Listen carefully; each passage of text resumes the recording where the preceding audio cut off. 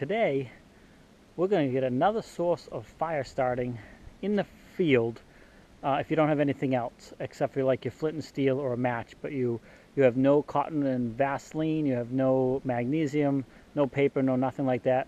What we're looking for today is fatwood. Thanks for swinging by Two Camping Gurus. Take a moment really to click that subscribe button, stick around to the end, and we'll show you how you can get the pre-trip checklist as well as the ebook about camping and being ready to hit the road, as well as I'll put a link in the description of some fatwood that you can buy on Amazon. However, I recommend you go get it yourself to save yourself some money. So we're just going to head out here, as much as I don't want to walk in this deep snow, and we're going to show you how you can look for and find fatwood and how to start a fire with it.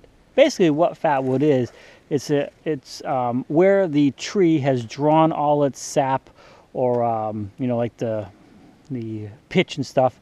It's kind of like a kerosene type substance back towards the base or in the trunk, the root system, if the tree were to die. And it's a defense mechanism. It helps stop you know, bugs and stuff getting in there.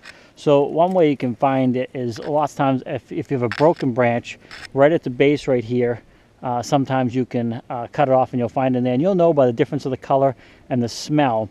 And if it breaks off easy, there's probably none in there. But we'll go ahead and cut this one off. It's a dead branch anyways, and see if there's anything in this one, and we'll just look around until we find it. So you want to cut as close to the trunk of the tree as possible. Now it's winter time too, so it's going to affect us a little bit. A little bit in there. And go this way with it. It's the darker stuff in the middle, but there's not much in this one here. So we're going to look. That's pretty dry. We're going to look around and see if we can find a better piece. And I think I forgot to mention that you're only going to find it on pine trees because it's the resin and stuff that the tree draws in.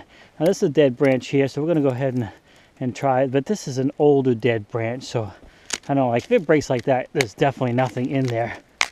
You know, it's just too dry. It's been dead for too long.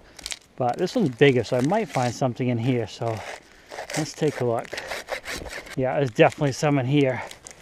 So we're going to go ahead and get this cut off. So you can see it's that darker ring in this one right here, where it's, you see the outer ring is kind of dry, but this darker ring right here where it's wet, that is fatwood. And it'll have kind of a creosote or kerosene smell to it. So let's go ahead and cut a piece of this off here.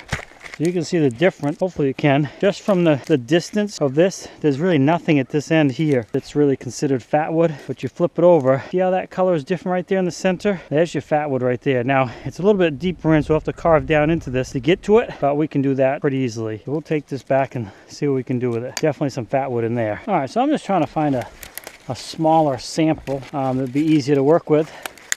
Another way you can tell if there's potential to have some of the fatwood in there is if the branch breaks off easy like that, then it's been dead for so long, it's been dried out, there's nothing left in there.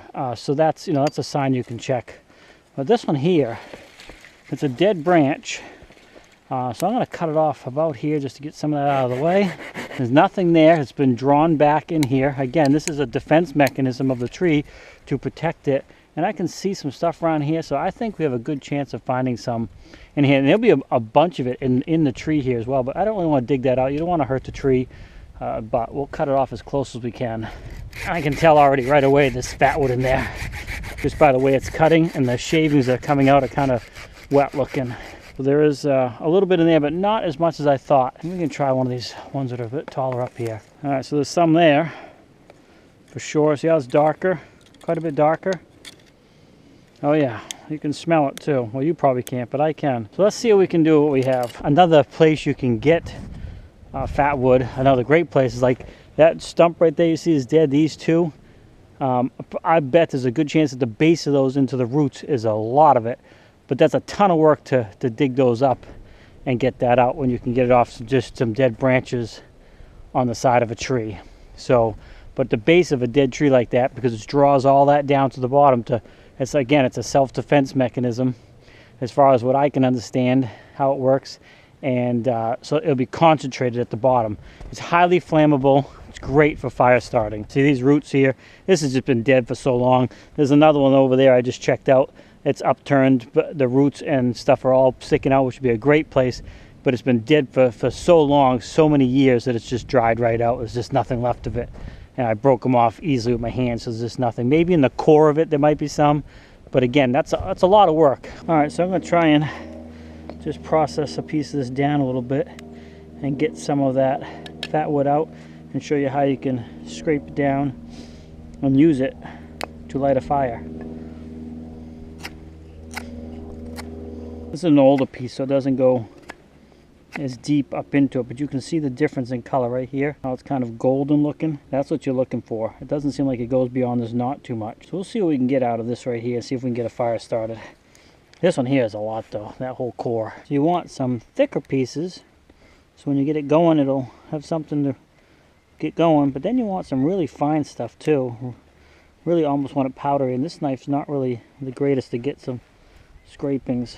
I can get some, but so you need kind of a flat area like this. I was what messed up my little pile. Now keep in mind, this is really, it's winter time. You see there's a lot of snow on the ground. You can see I got some pretty small stuff right there. We're gonna go ahead and give it a try and see if we can get that to light. All right, so you see I got my flint and steel, but I also have the magnesium. I will not be using the magnesium because that's a fire starter in itself. I will just be using the flint and steel. All right, so the problem I was having is I was just driving it down into the dirt here and losing my fine stuff here. So we're gonna try this again. Now you're not gonna have a 2x4 in the wild, so I guess that's a little bit of a cheat, but you can find something else like a bigger piece of log or something to put it on. Let's try this again. There we go. So we have fire, and then you would turn around and keep it going with bigger stuff. That's what fat wood can do for you. And you saw how quick that lit. And then if you chop some of this stuff up ahead of time, you can certainly use this to keep it going as well while you're getting ready to, this is way too big, but while you are, and that stuff will burn for quite a little bit. No other accelerant except for that and my flint and steel. I did not use the magnesium, and of course you would gather up your stuff to keep it going beforehand, and you can see that stuff underneath there is still burning. It's like kerosene, and it gives you a little bit of time to get bigger pieces on it and get yourself a good fire going to cook on, keep warm, and what have you. So if you need to start a fire in the wild and you have no accelerant, but you have flint and steel or even a match, then get yourself some fat wood from a pine tree and you'll be good to go. And you can see that it's still burning, and I didn't add hardly anything to it. So you do have a pretty good amount of time to get this going with bigger pieces. So it's a great way to get yourself a fire in the wild. So anyway, take a minute to click on the link down in the description. I'll put a link for some fat wood if you want to buy it on Amazon. You're in a place you can't go get it, but I highly recommend you go out there and try to find some on your own. But I'll also put down in the description a link to my pre-trip checklist and ebook. So if you plan on going camping, you can make sure your vehicle, your camper, whatever else is prepared. But if you need to start a fire, this is a great way to do it if you're in the woods and you don't have a lot of tools to do it with or any fire accelerant. Thanks for swinging by. Have a great day, and as always, happy camping. On this side, I'm going to go ahead and process this piece down a little bit too. Alright, so I knew that it didn't go very deep, so I ended up cutting this off, but this here is pretty much all fat wood. I'd say most of the way down. So it's a nice piece that we can use and save and carry with us for when we need some fat wood. So that's a pretty good piece. That'll last a while if you just take some shavings off, like you saw when I started that fire. You only need a tiny little bit of it. So this will probably light, I don't know, 10, 15 fires probably pretty easily. As long as you had other wood ready to go, once you had this lit and some thin stuff, you're good to go. So that is another way. You hear me talk about having several ways to have fire and fresh water. This is another way to have that fire, and of course, which will help you get fresh water if you have to boil it for safety. So there you have it.